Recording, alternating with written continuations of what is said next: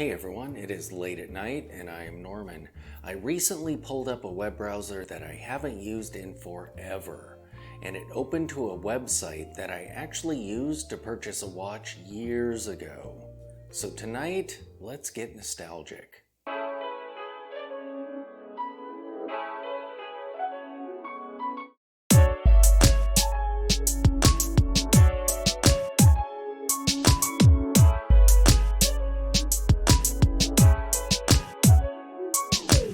There was a time when my collection was comprised nearly entirely of dive watches, or at least dive style watches.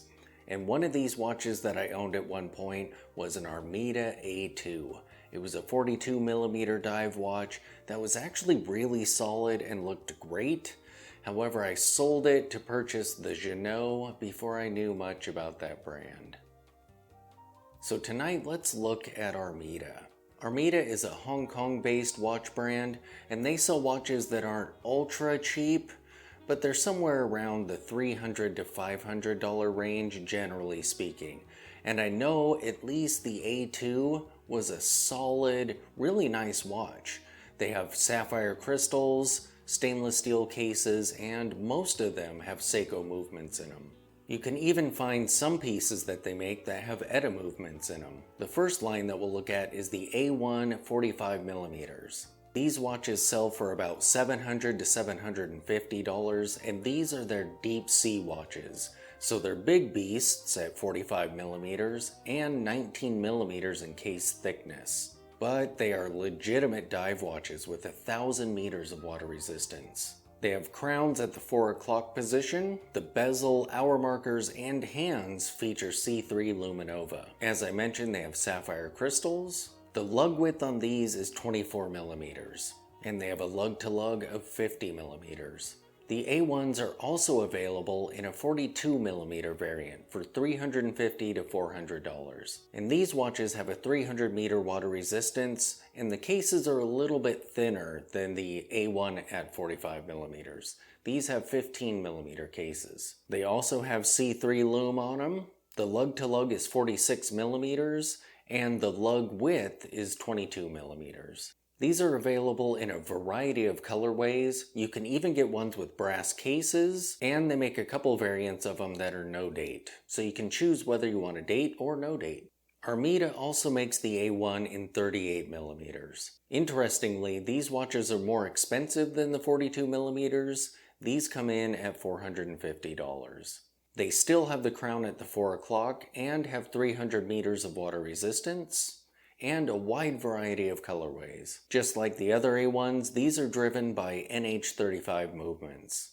The lug-to-lug on these watches is 45mm, and the lug width is 20mm. These watches actually have a high dome sapphire crystal on them, which is pretty cool.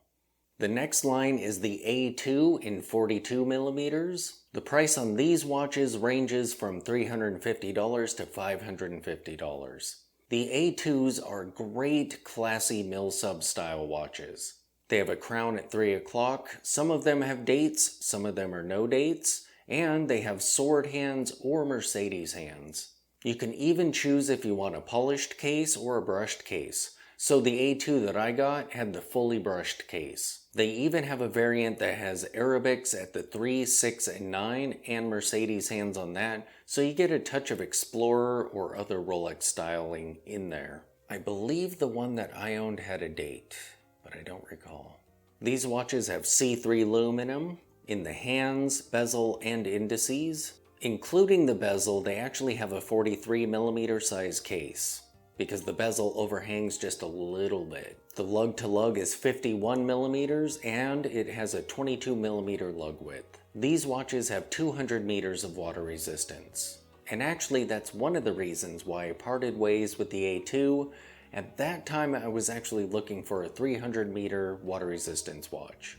Why? I don't know. By the way, all of these watches have screw-down crowns. Armida even makes an Explorer style watch, and they produce them with proper Explorer proportions at 36mm. These watches go for $550, but they look absolutely brilliant. And they have 300 meters of water resistance.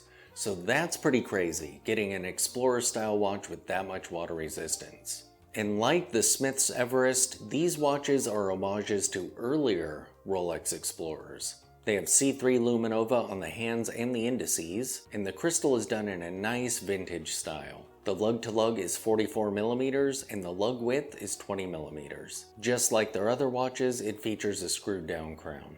These watches look so great, and there are actually some pieces in this line that have engine bezels on them. I believe they're fixed bezels, but they're kind of styled almost like dive watch bezels.